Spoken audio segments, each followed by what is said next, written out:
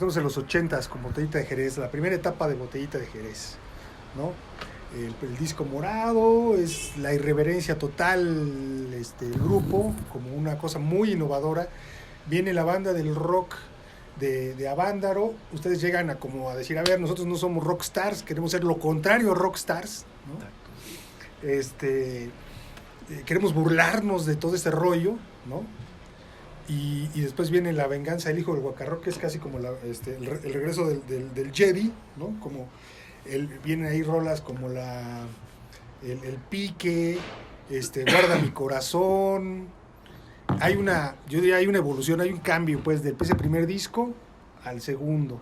Al tercero ya es otra cosa, cabrón, ¿no? Ya, con Naco es chido. Con Naco es chido, con la de la Malinche, ya empiezan a meter ahí algunas rolas de Rodrigo, de Jaime López, ¿no? El Túnel 29 del Memo Briseño. ¿Qué está pasando ahí, Paco? ¿Qué contexto? ¿Cómo eres también tú por dentro? ¿Cómo son los compañeros, Vega Gil, Arau, que los llevan a hacer esa transformación de ese Botellita irreverente del primer disco, de los 80s, a noventero casi? No tanto, es como por 80 y tantos. Es el 88. Y que después culmina ya con el fin de la primera etapa de Botellita de Jerez de un trío, sí, para juntarse ya con... Yo creo que fue híjole, suena así como de intelectuales que hablan así de... Fue un proceso. Pues sí, no, evidentemente sí, no. Fue digamos, de lo más espontáneo que se iba creando, con todo lo que implica la idea de la espontaneidad, es decir... creo que el encuentro de tres personas como Sergio, Armando y yo, tan diferentes, ¿no? Tan diferentes, o sea, en nuestra formación éramos completamente diferentes, ¿no? Pero que empatamos en esas ganas de rock and rollear, de echar desmadre, entre comillas, ¿no? Es decir, de ser irreverentes, ¿no? Pero hacer un planteamiento, digamos, como inteligentemente, diríamos, ¿no? Unos cuantos, 2 años después de haber empezado, 3 años, en algún lugar, Alfonso Arau, el papá de Sergio, me decía, es que ustedes han navegado con bandera de pendejos, decía.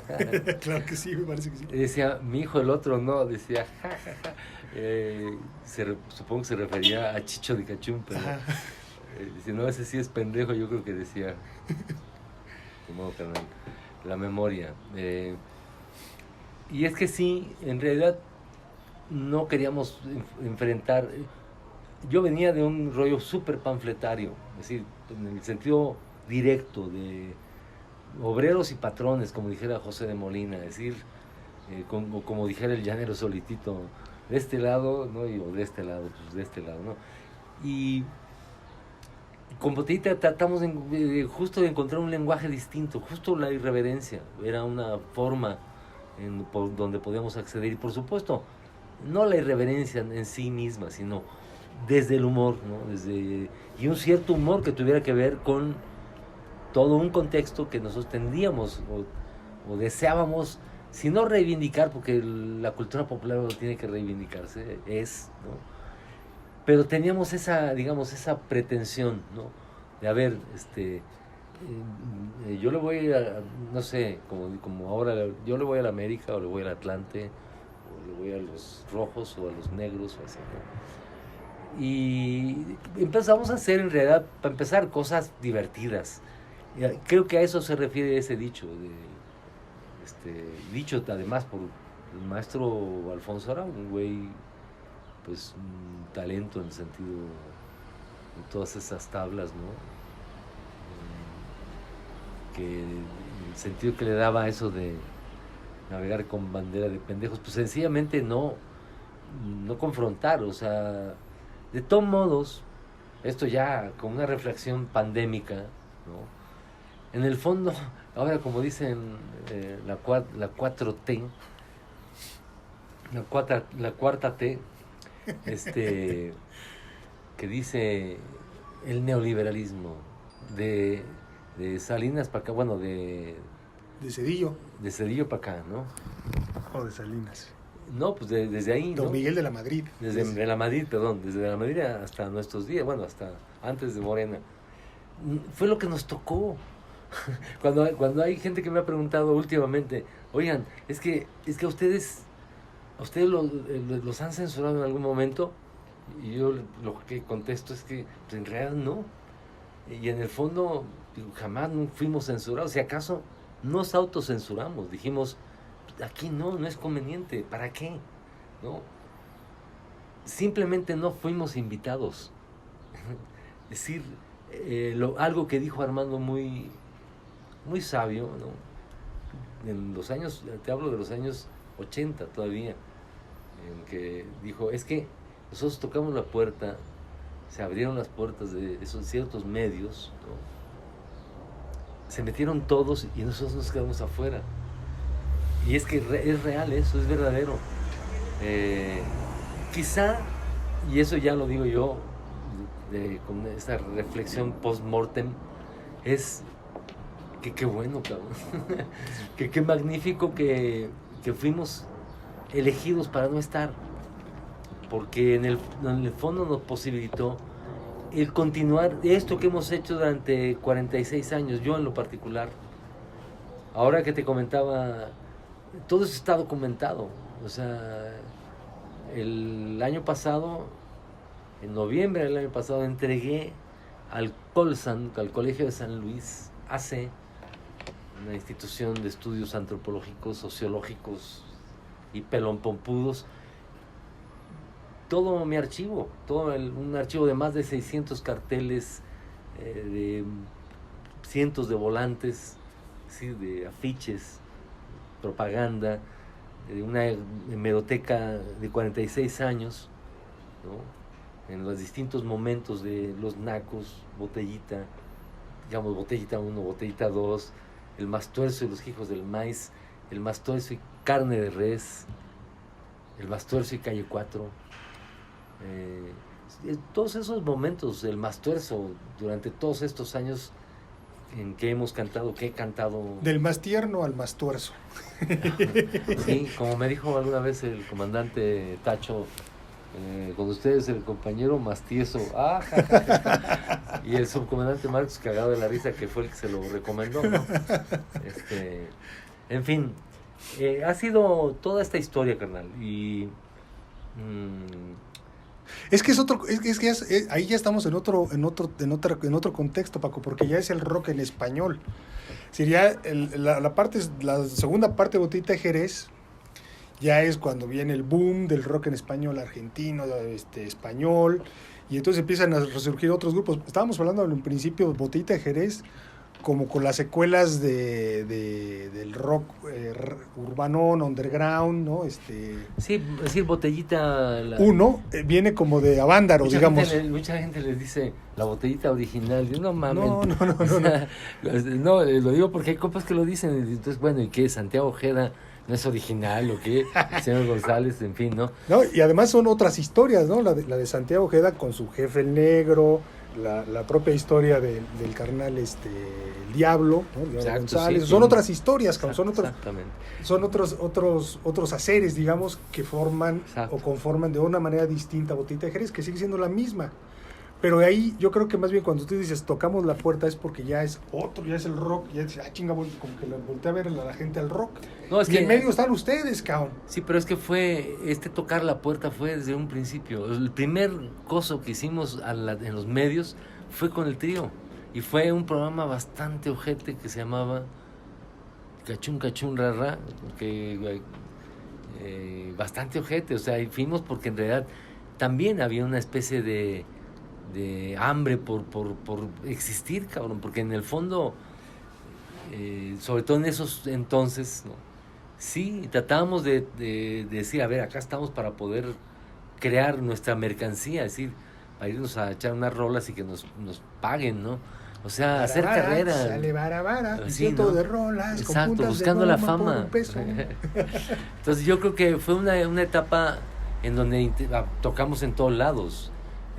Muchas puertas se nos abrieron, pues mucho porque, creo yo, era el apellido de Sergio Arau, ¿no? Ya, no, pues sí, Alfonso Arau, que había es inevitable, ¿no? Es decir, la presencia, al grado que Alfonso Arau, él sentía que él nos había inventado, es decir, lo dijo algunas veces, ¿no?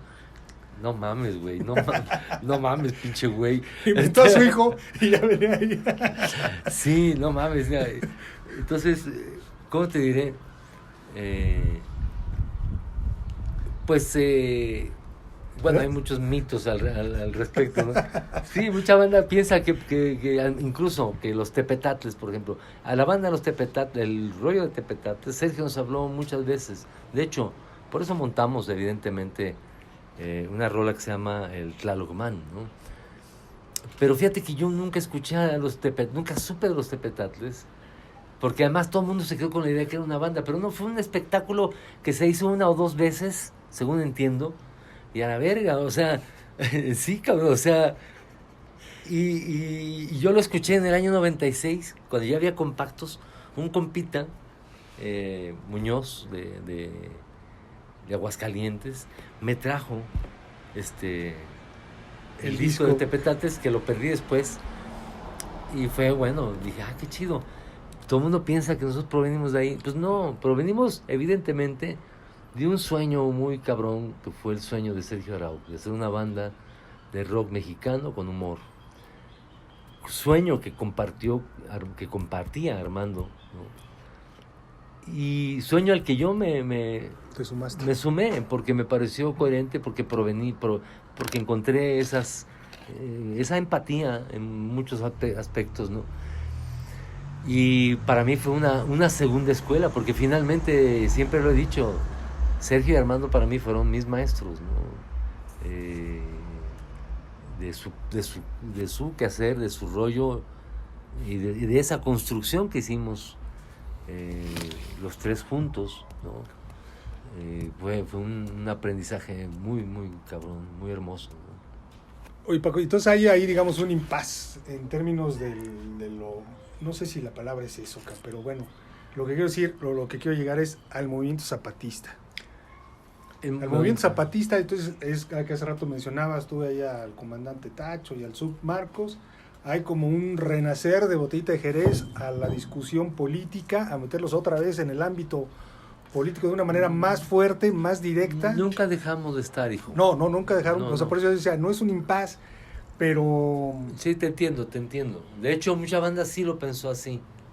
Mucha banda creía, no, estos güeyes se fueron con Televisa. Porque... Sí, porque siempre está entre líneas, esa conciencia política. ¿No? Mira, me da la impresión. Bueno, y qué bueno que sea así para muchos, ¿no? Pero para otros bastante más pelotudos, ¿no? Neta, ¿no? O sea, había banda en el metro que a mí me decía, eres un traidor del rock, ¿sabes? O sea, no mames. O sea, como si el rock fuera, sí. No mames, chingas a tu madre. O sea, no. Con todo el respeto, mis carnales, ¿no? No, hueva.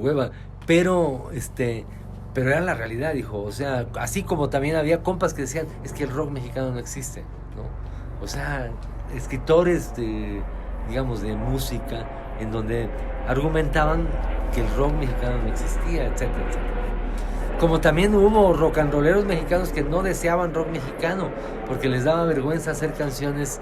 Es decir, mi carnalito Javier Batis, ¿no? Decía que no, que el rock era en inglés porque en realidad no se podía cantar, por eso iba a sonar como a Tintán. De ahí precisamente, y esto es muy importante desde mi punto de vista, Armando un día en un ensayo en la casa de la abuela de Sergio, que empezábamos, llegó, ¿no? Es decir, con esa anécdota, dijo, no mames, ya no sé en dónde al pinche Batis diciendo eso. Digo, queremos mucho a Batis, yo lo aprecio mucho. Hace algunos años estuve en su casa con su compañera, con Claudia también. Maravillosa gente, ¿no? Pero en esos años él decía eso, ¿no? Y Armando en un ensayo, porque palabreábamos mientras conectábamos. No, vamos a poner unos estoperoles, y así, ¿no? Sergio tiraba el rollo de esa estética que buscaba. De charrock. Era un güey mucho más imaginativo en el sentido pues, gráfico, visual, ¿no? Y Armando, justo recuerdo dos cosas entre esas, ¿no? Una, esto que citaba, es que el pinche Batis dice, es que no mames, como que porque si cantas en inglés vas a parecer sonar, Tintán. y decía, a huevo, decía Hay que Armando. sonar Tintán. Exactamente. Yo diría que a los Xochimilcas, yo diría que antes de Tintán, Xochimilcas ya tocaban los Xochimilcas rock and están roll ahí también, mexicano. Carnal. Y ahorita te digo por qué, ¿no? O uno de los porqués. En otro momento, Armando citó también, dijo, en el tal libro, no recuerdo cuál era el libro, de Parménides García Saldaña, o en una entrevista, creo, lo último con lo que cierra Parménides, decía Armando, que era admirador profundo de la literatura de la nueva onda y tal, y de Parménides, por supuesto, y citaba a Parménides, decía que el rock mexicano era un rock de aguacate. Entonces de ahí viene el guacarrock, ¿sabes? Después de ahí el cotorreo, Sergio terciando, huevo, no sé qué, porque siempre había ese rollo como de estar masticando ciertas palabrejas de donde salían incluso ideas para rolas, ¿no? En los viajes, en fin, ¿no? Y por supuesto todo lo que nos influenciaba, ¿no? Es decir, si Sergio desayunaba seguramente alguna vez nos contaba de que su papá desayunaba o comía con Tintán, ¿no? Y era esa cercanía que de pronto, pues, yo no dudo que el humor de Sergio, pues, proviene, no sé, del Águila Descalza y de tanto, ¿no? De su humor como caricaturista, como monero, ¿no? Como pintor, ¿no? Armando de otra forma, ¿no? A partir de su papá, que era más bien como gráfico, periodista, y de alguna forma admiraba a Tintán y tal, ¿no? O yo como público, sencillamente, ¿no? Yo en mi pueblo Tulancingo pues, veía las películas de Tintán y pues me encantaba, ¿no? Pero en Tulancingo Hidalgo mi papá, mientras tenía la Orquesta Rítmica Continental, organizó cuando menos con los Xochimilcas 2 toquines como empresa, digamos, en donde tocó la orquesta de mi papá, un grupo de rock de ahí y los Xochimilcas, porque eran con quien tuve yo una relación muy chida con el maestro Martín Armenta, en paz descanse, trompetista y digamos líder, digamos el frontman de los Xochimilcas, ¿no? Porque yo quería tocar la trompeta, fui muy compa de ese vato. Entonces, por supuesto, amamos a los Xochimilcas. Yo iba a ver a Pérez Prado, mi padrino Honorato Altamirano, trompetista nayarita, en paz descanse, pues era trompetista de Pérez Prado, hijo. Entonces, ir a ver a Pérez Prado era un agasajo. Cuando hicimos el Carefocas Swing, es porque amamos a Pérez Prado. No es nada más por tirarle una onda, no. Porque ahí es parte de la cultura mexicana y porque, etcétera, etcétera, ¿no? Como el Son de la Negra, cuando Sergio hace el solo del rock and roll, por ejemplo, ¿no? Esa mezcla que estábamos buscando entre la música y las palabras, los dichos populares y todo eso se fue integrando de una manera natural, carnal. Fueron 5 años de una manera como un torbellino espontáneo, de una espontaneidad y por supuesto de un ir colocando, ir haciendo guiones. El maestro Armando Vigil era guionista, a mí me enseñó a hacer guiones, ¿no? Y era hacer un guión, yo me hacía mis guiones para las tocadas, decíamos, aquí empieza y aquí termina, ¿no? Y hacíamos una escaleta, pero la escaleta era ¿de qué vamos a hablar? Pues era un desmadre organizado, digamos, estructurado. A huevo, somos anarquistas, pero somos de lo más organizados que te puedas imaginar. O sea, vamos a un corte y regresamos, carnales. Hemos sido muy pinches... Sí, nos convertimos en algún momento de alguna forma en contestatarios. De hecho, nuestras tocadas del trío, seguimos en el trío, eran a veces muy panfleto, ¿no? Porque el contexto era eso. ir a cantar una huelga y decir chingue a su madre, no sé qué. O sea, no tenemos que mentar la madre a nadie, pero era una forma también de involucrar nuestras causas con nuestro coraje. ¿Crees que era un poco como de carpa? Como esa Por crítica supuesto. de carpa. Ujú. Otra de las coincidencias, ya que lo dices, era esa, el que todos vivimos la carpa. Es decir, Sergio Arau durmió en alguna carpa, seguro,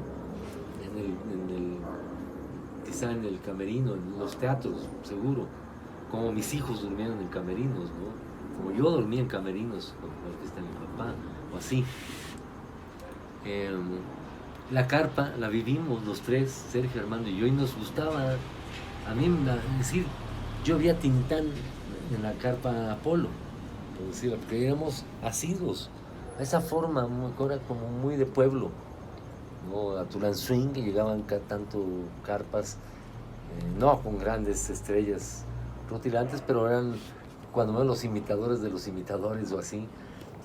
Y a veces sí, caravanas artísticas muy, muy chingonas, ¿no? En donde logramos ver artistas muy chidos, ¿no?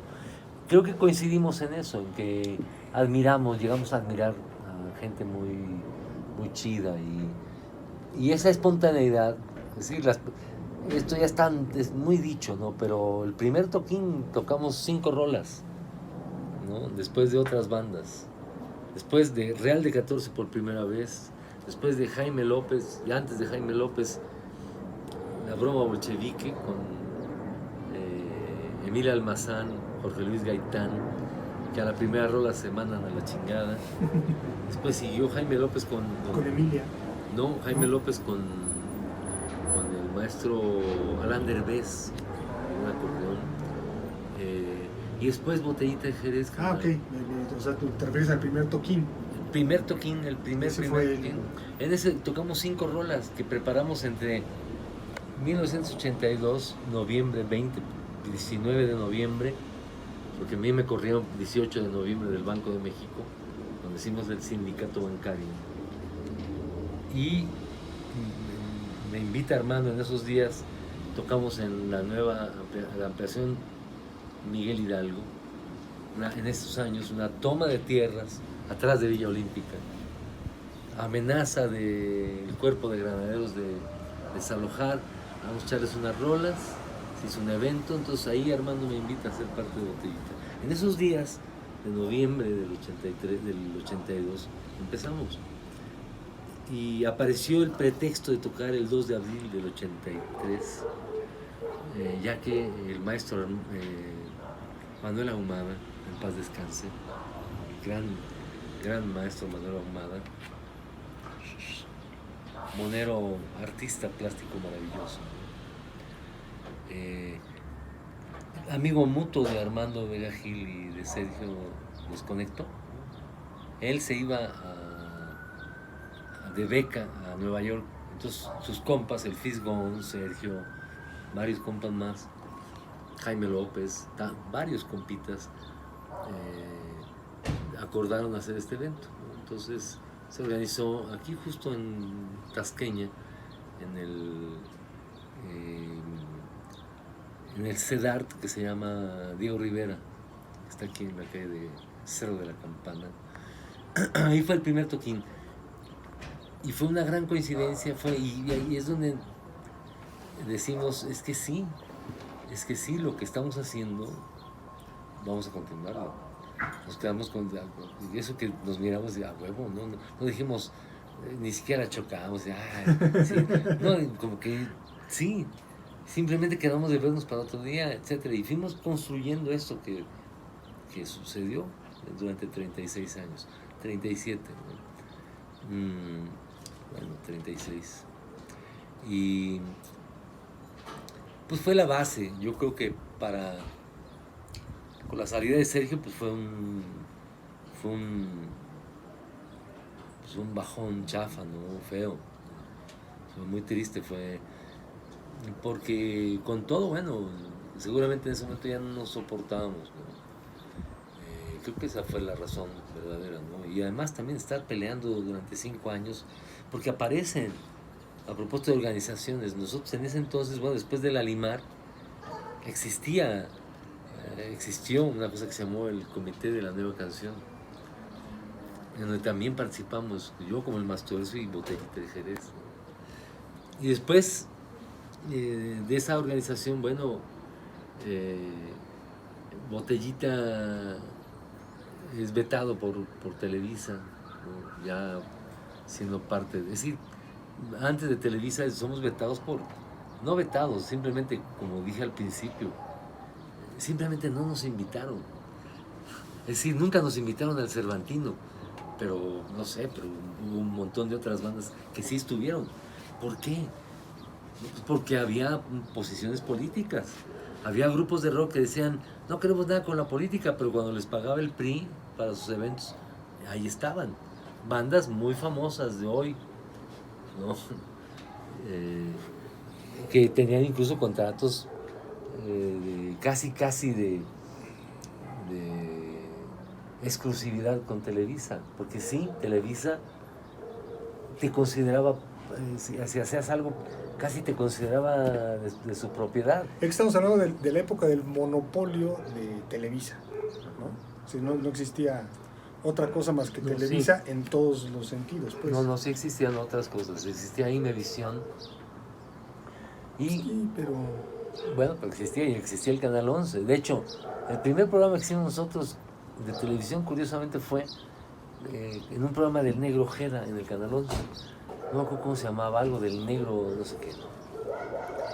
Lo negro del negro, no recuerdo. Que era un programa que tenía el Negro Ojeda y estuvimos ahí, en ese programa, Guillermo Briceño, Botellita Jerez y un grupo que se llamaba Las Aves de Rapiña, que era precisamente de Santiago Ojeda, muy joven.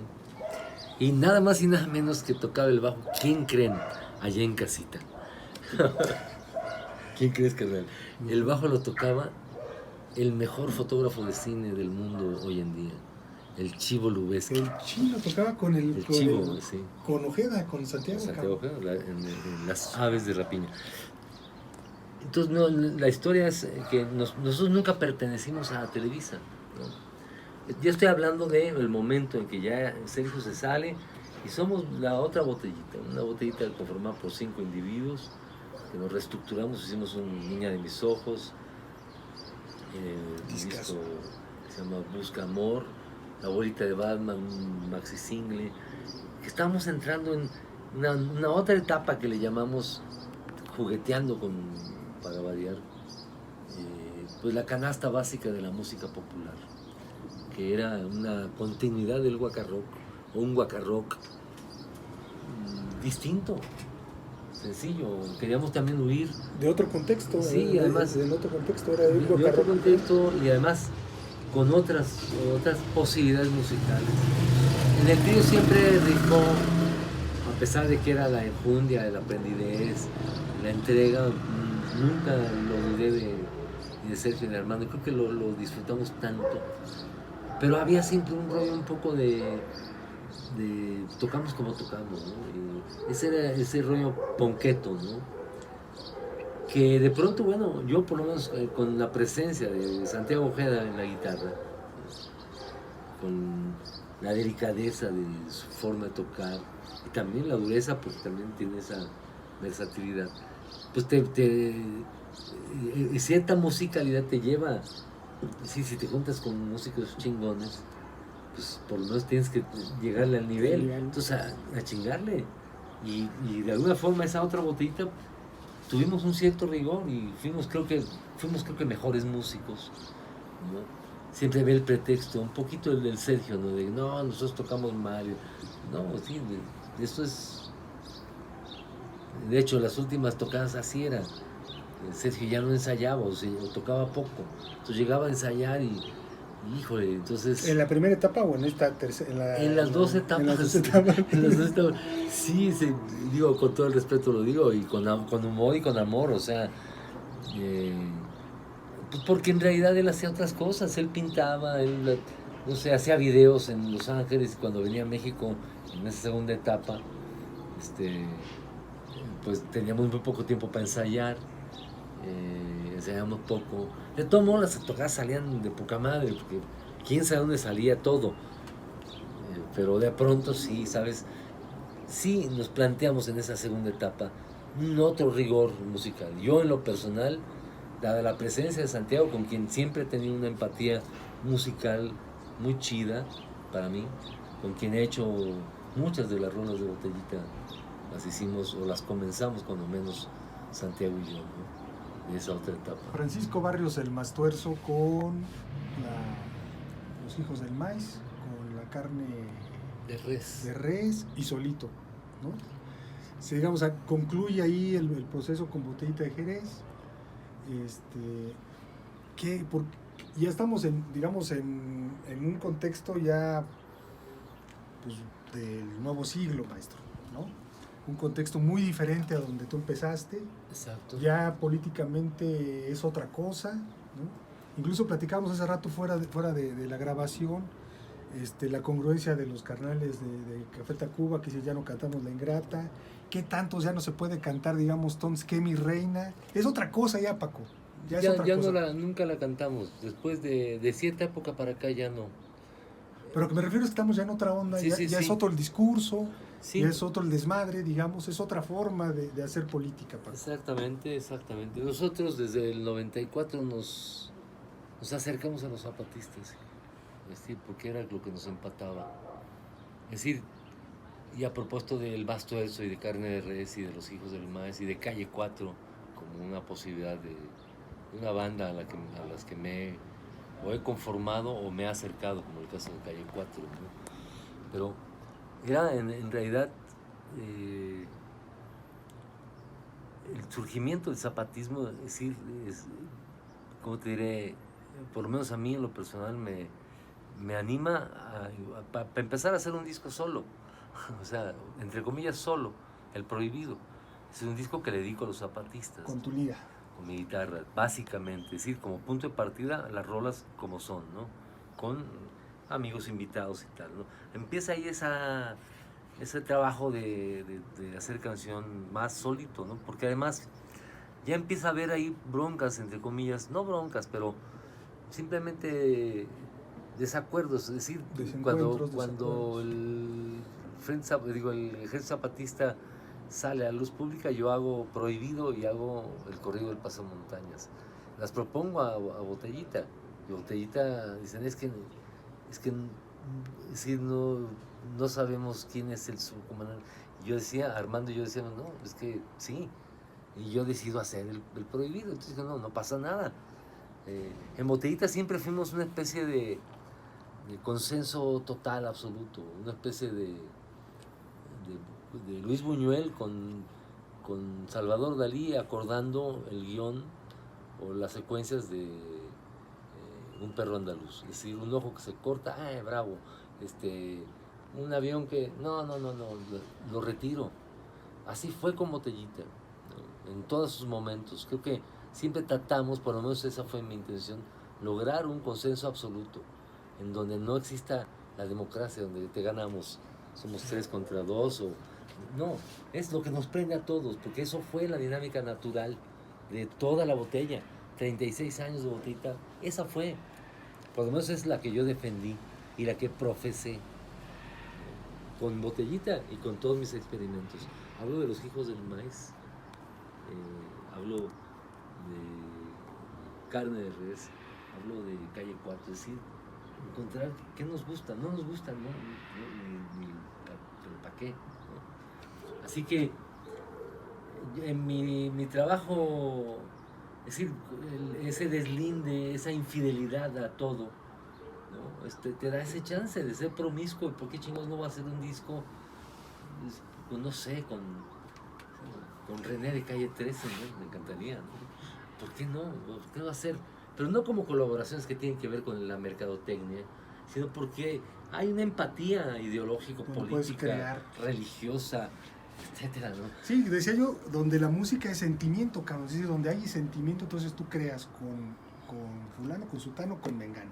Donde no hay sentimiento, donde no te late, se acaba, ¿no? Exactamente. Por eso ha habido empatías tan hermosas, tan chidas con, ahora que citabas Café Tacuba, un Rubencito tan querido con los Tacubos, pues, y con todas las bandas. Con León, o sea, imagínate, de León Chávez Teixeiro a Rubén Albarranga, ¿no? El maestro León Chávez Teixeiro, que ha sido nuestro amigo, nuestro compa de toda la vida, nuestro maestro. A él le debemos tanto, de verdad lo digo. Lo digo desde esa visión de que yo llamo la otra canción popular mexicana. Antes que se te acabe la pinche pila. Vámonos con una rola para Sí. despedirnos. Con esto concluimos, carnales, la Bitácora Antropológica 2.1. Francisco Barrios. Gracias, carnal. Aprovecho el espacio para decir que sí, alguien me ha preguntado, oye, ¿y tú ejerces la antropología? Claro, hago rolas antropológicas. De hecho, todos mis discos son tesis, nomás que ya no las llevé a concurso ni nada de eso. Pero son para el barrio, para la banda. Esto se llama el tecolote fisgón, un pájaro sobreviviente.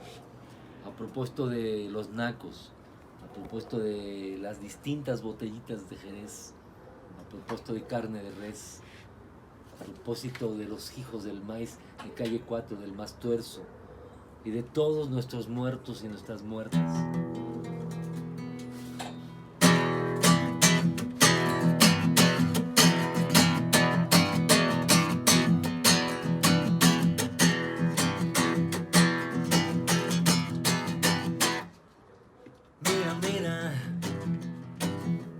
Habemos algunos con demasiado pasado y poco futuro.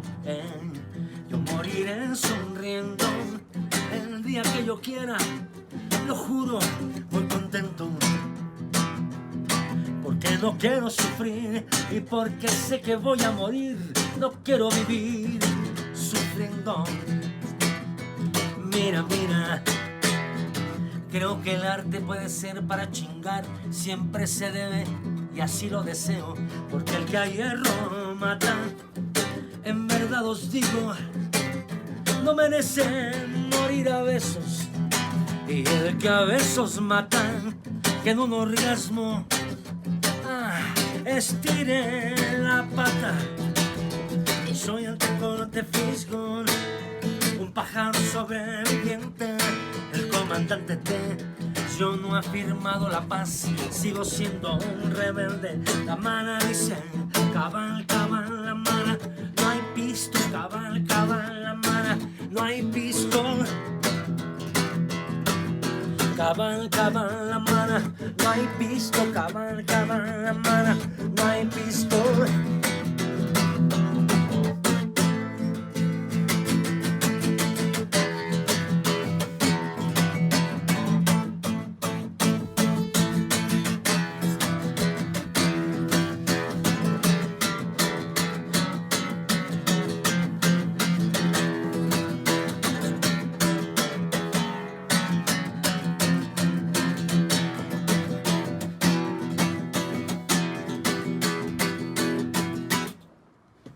Mira, un militar siempre mira al que mira en la mira, como a otro criminal que lo mira en la mira. Aquellos guerrilleros están gordos y también son diputados chafas, que me chupen las verijas, que se vayan a la mierda. Yo no nací para eso, eso es para artistas malos que hagan fila los interesados. Yo soy el tecolote fisgón, un pájaro sobreviviente, el comandante T. Yo no he firmado la paz, sigo siendo un rebelde. La mana dice, cabal, la mana. No hay pisto, cabal, la mana. No hay pisto. Cabal, la mana.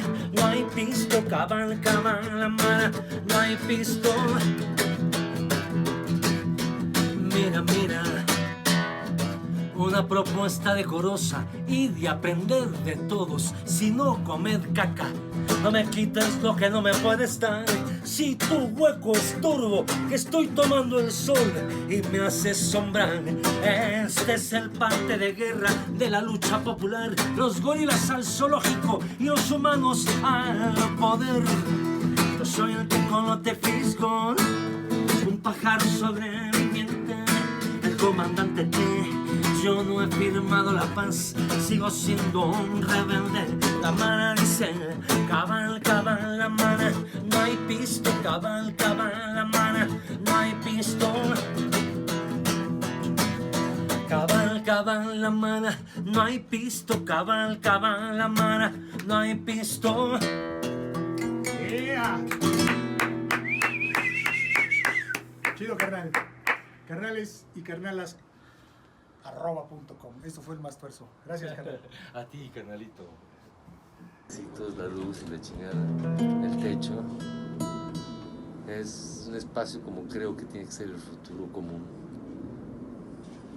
En su totalidad. Los hijos comunes. Bueno, ese común deseado. Como el bien común deseado, ¿no? Porque lo común ahora mismo es, puta, cosas tan feas, ¿no? En fin. Chao, mi perro impostor. Cuídate mucho. Gracias, hijo.